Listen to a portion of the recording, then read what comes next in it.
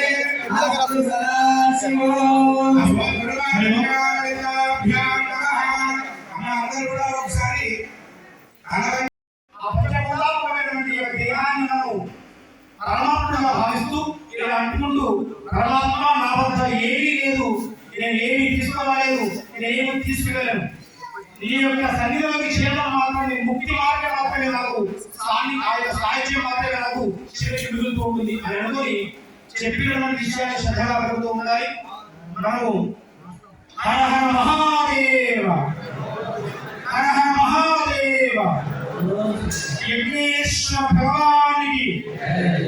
యజ్ఞము చాలా గొప్పది, యజ్ఞం చాలా గొప్పది. నమస్కారం చేసుకోండి. యజ్ఞము చాలా గొప్పది. గాతుం యజ్ఞాయ గాతుం యజ్ఞపతయే అంటూ ఉంటాం. అంటే ఏంటి?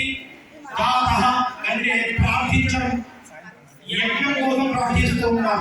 గాతుం యజ్ఞపతయే, ఆ యజ్ఞముకు అధిపతి అయినటువంటి వారు ఆయన, ఆ యజ్ఞముకు అధిపతి ఆయన. పంచముఖేశ్వరి స్తోత్రాల్లో యజ్ఞకర్త్రే నమః యజ్ఞభోక్త్రే నమః అని ఉంటుంది.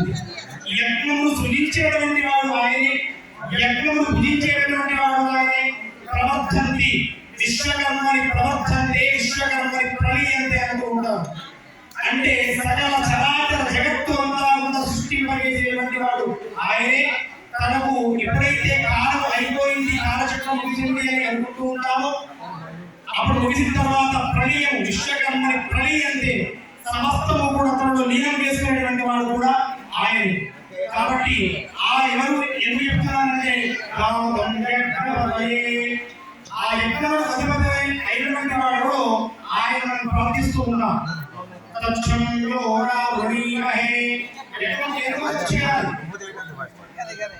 ఎంత హవనానికి అంటే అంత ముష్టి భాగ్యాన్ని పూర్వకాలంలో దశరాలని ప్రజలు సురక్షంగా ఉండాలని యజ్ఞం చేస్తూ ఉంటారు.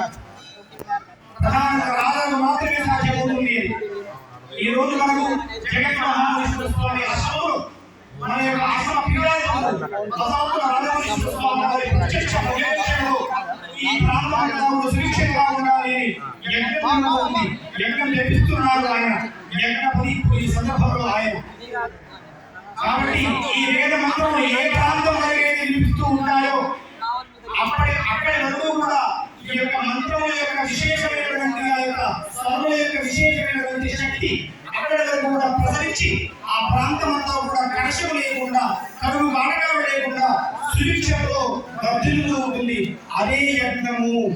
మరి ఈ మంత్రం ఏ ప్రాంతం వరకు నిలుపుతూ ఉంటుందో ఆ ప్రాంతం సుభిక్షంగా ఉంటుంది. అంటే మనం ఈ యజ్ఞంలో పాల్గొన్నాము అంటే మనం ఎంత గొప్ప అదృష్టవంతులని.